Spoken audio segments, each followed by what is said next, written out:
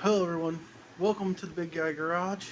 If you're new here, please hit that like, share, and subscribe button. If you're returning to watch videos, please hit that share button. We really need your support, but this is what we do here. Classics, rat rods, hot rods, resto mods. So, and also you can jump onto the shop and pick up the clothes, the shirts that help support the channel. But thank you for watching. Please like, share, and subscribe. And here's your video. Alright, so I've made new cups to go in here. Got to cut that one out still. Done cut this one. It's going to fit down in there real nice.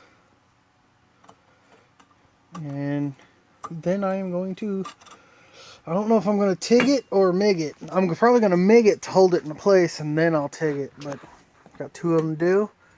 Now, these little slots here are actually for your e-brake cable, which I don't have because I don't run e-brake. But since they're there, that's how you notice them or set them up to go straight back, because these are actually tilted. So found that out a second ago, or well, a while ago. I actually went in and ate, but yeah. So everything's coming together real nice on it now. Now the only problem I did by mistake is I cut into the tube a little bit. Focus, there we go. But that's no biggie. I will hit that with some weld to fill it back up, make sure it don't bother anything. I'm getting ready to cut this one out. Then I can drop my other spring perch cup in, weld them up, grind them down nice, and they will be ready for primer and ready to actually start finishing up wire wheeling and cleaning the rest of the rear end. But it's coming up pretty easy right now. Yeah, I'm going to have to grind that down just a little bit more to fit that in there. Well, maybe not. Maybe a little love tap here. Yeah, alright, well, we'll get her in there. But I'm going to go back to jamming and getting this thing done. Got them cups welded in, both sides, so now all of this garbage can go to the garbage. What I got to do now is flap them down. I got a brand new flap disc. Make them flat to where when the spring sits on there, it sits nice. I was actually thinking about making some bushings or something to sit there, but it'll be alright as long as I can get it flat enough with the grinder. And then I am going to probably, I was thinking about welding the bottom side of the cup, but you actually can't get to nothing there. So next step is more cleaning. Just clean and clean and clean and clean. Then prime, paint. Alright, now after I have these done, my spring perches are ready to go. I hit them with this 2-in-1 primer I had just to not leave it bare for that long. I'm going to finish cleaning up all of my backing plates and everything for my brakes. Get them wire wheeled, get everything else wire wheeled. I have to leave these in right now because I haven't ordered my other ones, and I need these to test the rear end under the car. So everything else is going to be wire wheeling and cleaning this until it is ready to prime. Right before I prime, I am going to pull out the axles and take off the front yoke there so I can replace the pinion seal. Now they're not bad, but I'm replacing them anyway. And I kind of have an idea of something I want to make to go over here, but I have to figure out how much it's going to cost me and then go from there. So for right now though, it's just more wire wheeling and cleaning.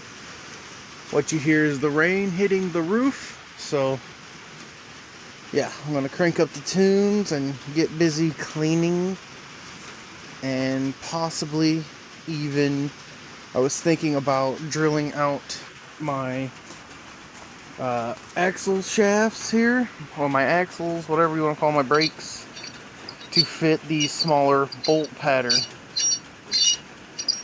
Because I sort of want to get that done while it's on here, up in the air, ready to go. And all I'll do is I'll put my rotor on, then put on the drill guide that's over there onto it, bolt it down, and drill them out. But I have to drill, let's see here, everything's got to be done in twos because I have a pilot and a regular, so it's 5 pilots, 5 regular. There's 10 on this side, 10 on that side, so 20 holes I've got to drill. And I really hate drilling holes. So I'll get that done probably first here. These things work real easy. The one problem I'm having is the actual 39/64 drill bit, the big one. It sort of wants to, I guess you would say, walk a little bit in this hole. But I mean, spray a little lube in it and pull it out and just give it a little ream. It fixed it up, but the rest of it's still good in there. The little drill bit does fine. It seems to not want to cut with lube, so I'm not using it with lube, though you should. I don't understand why it don't, but it doesn't want to. The big one, it cuts either way, but again, as I said, I've had to sharpen it twice already. But it takes time. These things take about 40 minutes so far. Just on this one, you can see it leaves a gigantic hole. That 39, what is it? Sorry, yeah, 39/64, 39/64 big old drill bit there. It'll never focus on that. Nope, but yeah. So you will have to get all new wheel studs, probably lug nuts. I just about bet. But I got a 3/8 drill working the 1/4" bit, and I have a 1/2" drill working the 39/64, just so that way I don't have to change bits. But the one thing that does suck is, I mean, it's drill this one hole, the first hole, move it over one, then you gotta drill another small hole, then a big hole. At that point, it starts moving a little faster because it's switch, small hole, big hole, switch, small hole, big hole, you know, and just keep going until you get all the way around. But it's very time consuming. But I would trust these over those any day. I had those just for mock-up purposes.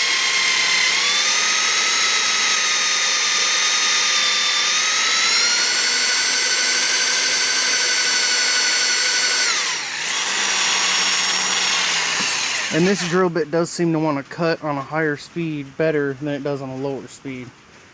I don't know why. It is high-speed steel drill bits, but you know, if they're using the lathe, I know that doesn't mean go fast. It just means they can hold a little bit more heat. The little one does very good.